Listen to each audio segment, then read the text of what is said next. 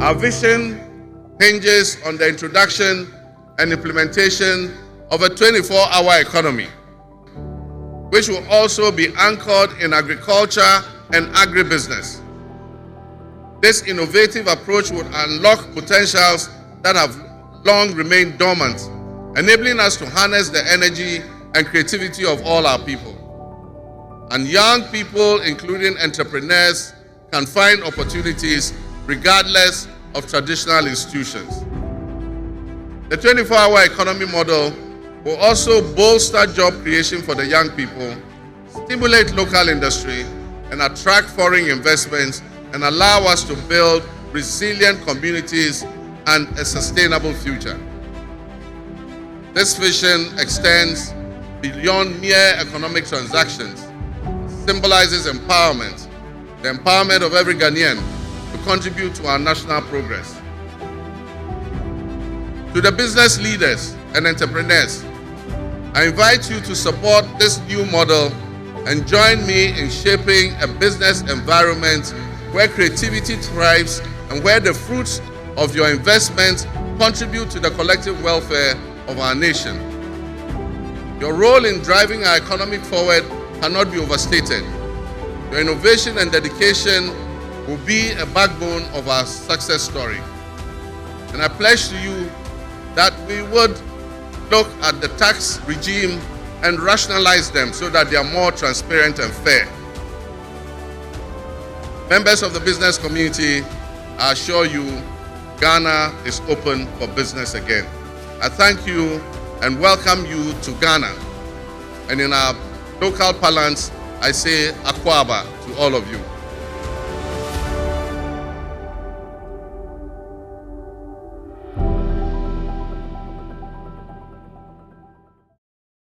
Our keynote speaker is a distinguished statesman. He says I shouldn't read all, so I'll try and keep it. And a transformational leader who has made indelible contributions to Ghana, Africa, and the global community. As the 6th president of the 4th Republic of Ghana, he has achieved a lot of historic milestones by becoming the first president in Ghana's history to be democratically elected to a non-consecutive second term, following his earlier service as the 4th president from January 7, 2013 to January 6, 2017. And now, president again.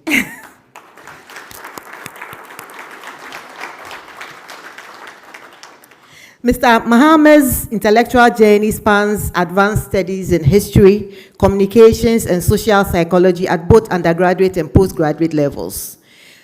This interdisciplinary foundation has profoundly shaped his humanistic worldview and informed his people-centered governance philosophy. His scholarly orientation is evident in his profile, contribution to intellectual discourse through numerous newspaper articles and publications, including his acclaimed memoir, My First Coup d'etat, and other true stories from the lost decades of Africa. Mr. Mahama's political career represents an unparalleled trajectory in Ghana's politics. He remains the only leader in Ghana's history to have served at every level of government. Member of Parliament for the Bole Bamboy constituency, Deputy Minister for Communication, Minister for Communication, Vice President, and now President of Ghana. His comprehensive experience across all political echelons demonstrates exceptional dedication to democratic service and provides him with unique insights into governance at every level. His first administration was distinguished by unprecedented infrastructure development across critical sectors, including education, health, ports, and harbors, aviation, railway, oil and gas, and information. This strategic investment successfully positioned Ghana as a lower middle income country, laying foundations for a sustained national development.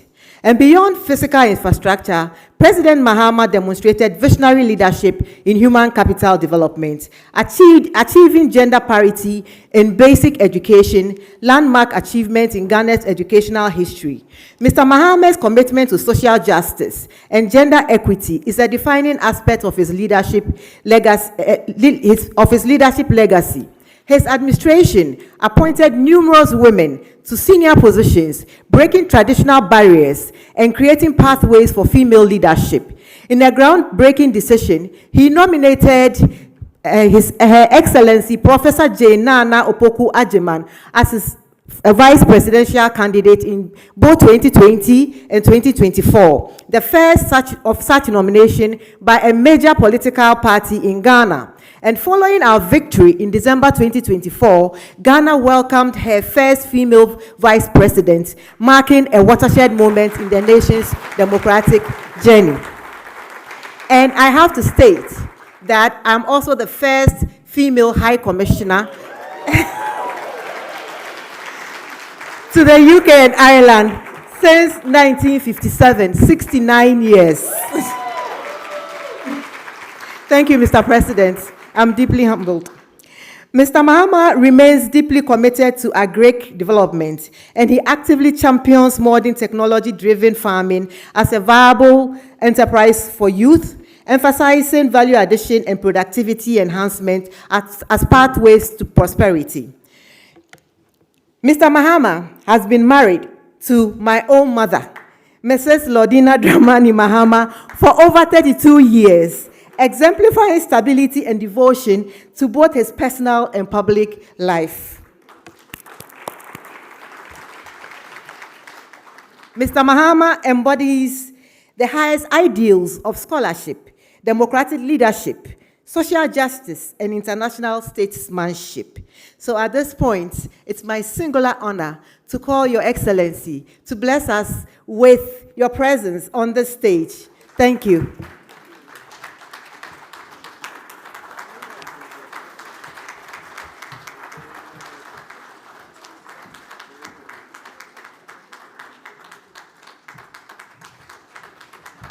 Thank you. Kindly resume your seats. Thank you.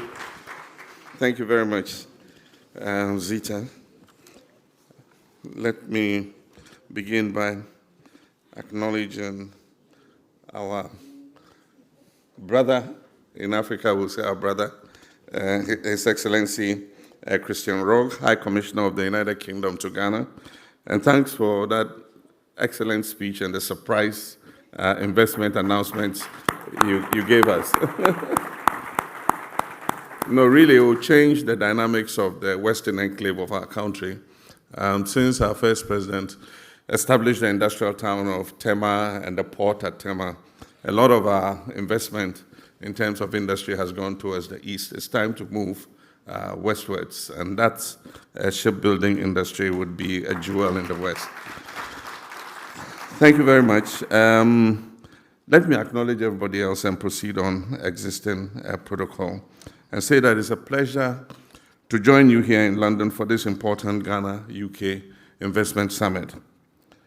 Let me begin by expressing my sincere appreciation to the organizers of this summit, particularly the Ghana High Commission in the United Kingdom, Invest Africa, and UK-Ghana Chamber of Commerce for bringing together such a distinguished gathering of business leaders, institutional investors, policymakers, and development partners. This summit comes at a defining moment for Ghana and indeed for Africa. Around the world, businesses and investors are reassessing supply chains, searching for resilient growth markets, diversifying investment destinations, and positioning themselves for the next era of global economic transformation. In that changing global landscape, Ghana offers something increasingly valuable: political stability, democratic maturity, strategic geographical access, improving macroeconomic fundamentals, and a government committed to creating a transparent and investor-friendly business environment. Ladies and gentlemen, Ghana and the United Kingdom share a long and evolving relationship rooted not only in our history, but increasingly in trade, innovation, investment, education, and shared democratic values. Today, bilateral trade between our two countries exceeds 1.5 billion pounds annually. But I believe this only scratches the surface of what is possible. The future of the Ghana-UK partnership must move beyond traditional trade into deeper strategic collaboration in manufacturing, in technology, infrastructure, agribusiness, renewable energy, financial services, pharmaceuticals, tourism, education, and the digital economy. This summit is therefore not simply a networking event. It is a platform for building long-term partnerships capable of delivering jobs, innovation, industrial growth, and shared prosperity. Distinguished ladies and gentlemen, when my administration assumed office, Ghana faced significant economic difficulties. Investor confidence had weakened, inflation was high, debt vulnerabilities had constrained fiscal space, and businesses were struggling in an atmosphere of uncertainty. We took decisive action. Through disciplined economic management, institutional reforms, fiscal consolidation, and enhanced coordination between monetary and fiscal authorities, we have restored stability and renewed confidence in the Ghanaian economy. Inflation has declined significantly from 23.8% in December 2024 to 3.4% as of April 2026.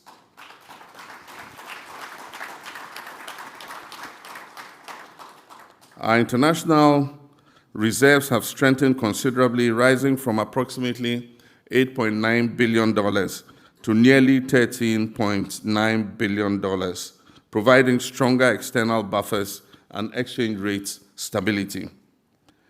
Interest rates are easing. The Ghanaian cedi has stabilized and appreciated against major international currencies, and Ghana's sovereign credit outlook has improved following recent upgrades by international rating agencies. Most importantly, business confidence is returning. These improvements are not abstract macroeconomic indicators. They translate into a more predictable investment environment, lower operating uncertainty, greater currency stability, and improved planning conditions for businesses and investors. Ghana's economy expanded by approximately 6% GDP in 2025, and our GDP has now crossed the 114 billion mark, making Ghana the 8th largest economy in Africa.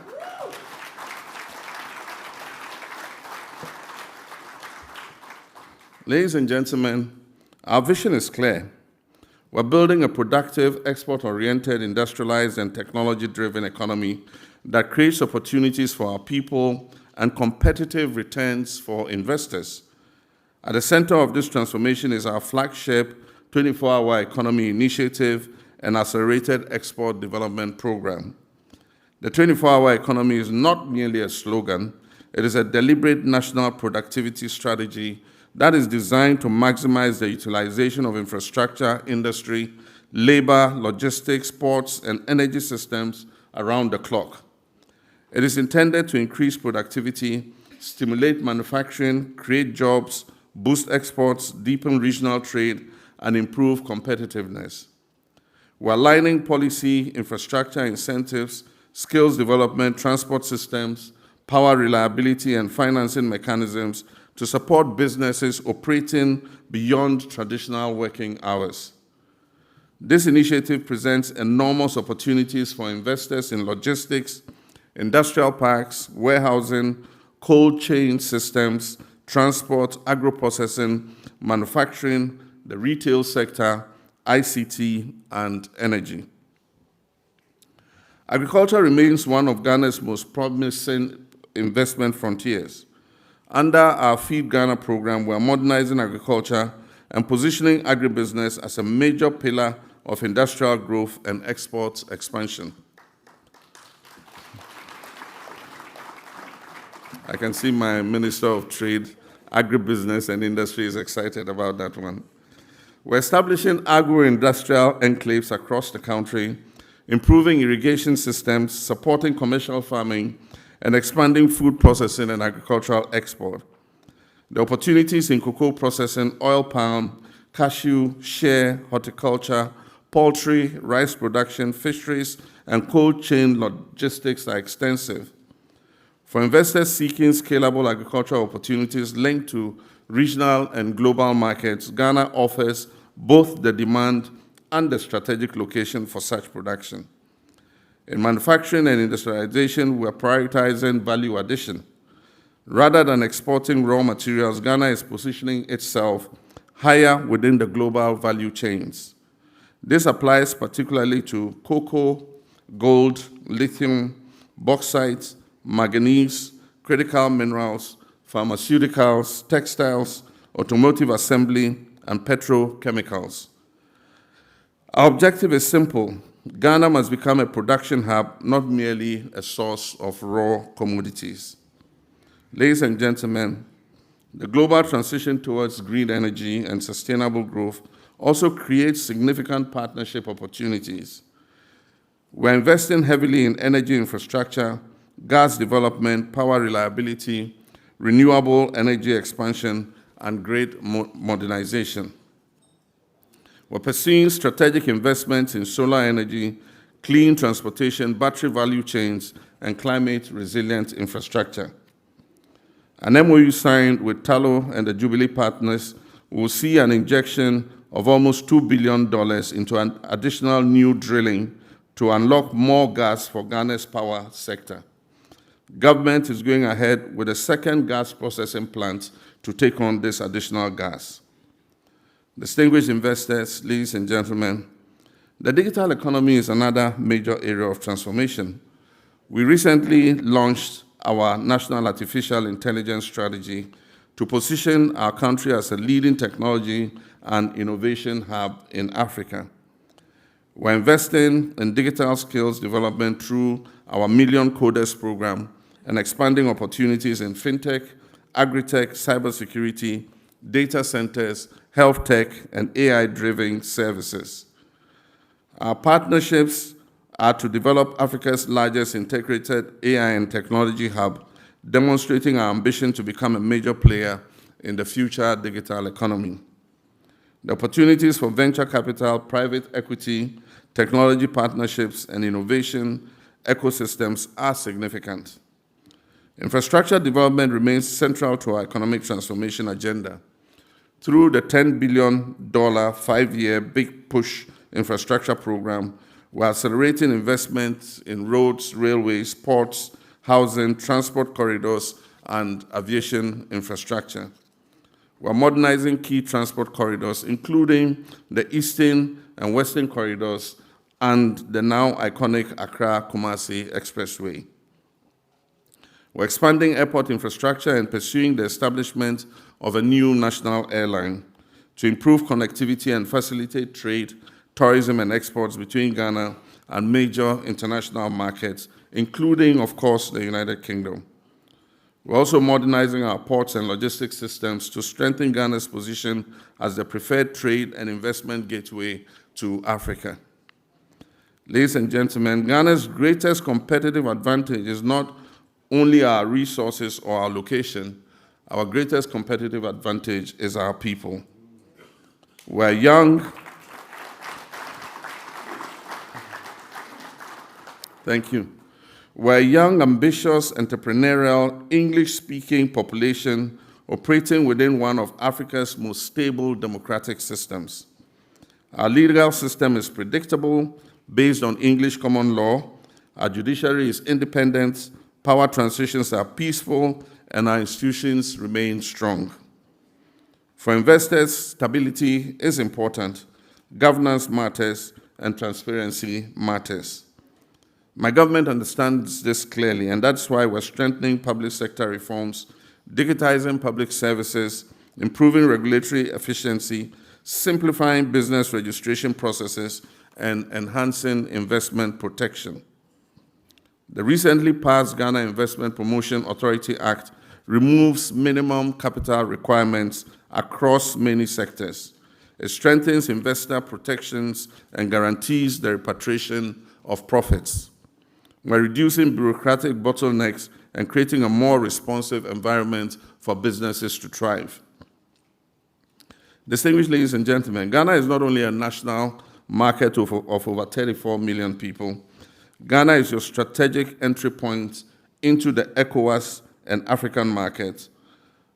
ECOWAS market of over 425 million people, and the African Continental Trade Area, which represents more than 1.4 billion consumers, with a combined GDP exceeding $3 trillion. No serious global investor can ignore the scale of opportunity emerging across Africa. And few countries are better positioned than Ghana to serve as the platform and hub for engaging that opportunity. To the international investors gathered here today, let me say this clearly: Ghana is open for business.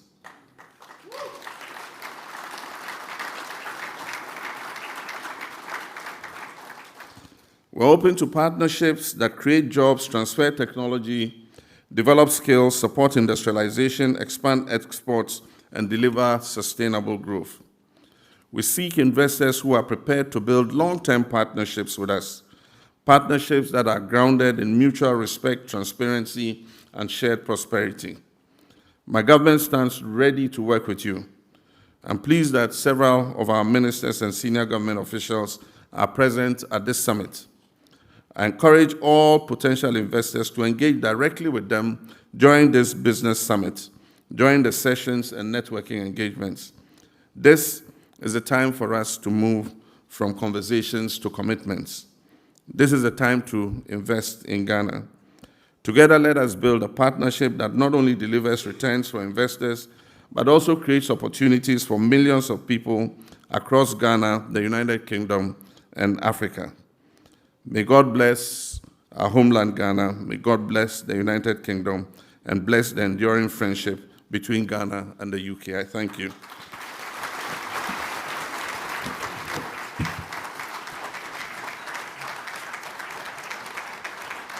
Thank you, sir. Appreciate it. Thank you so much.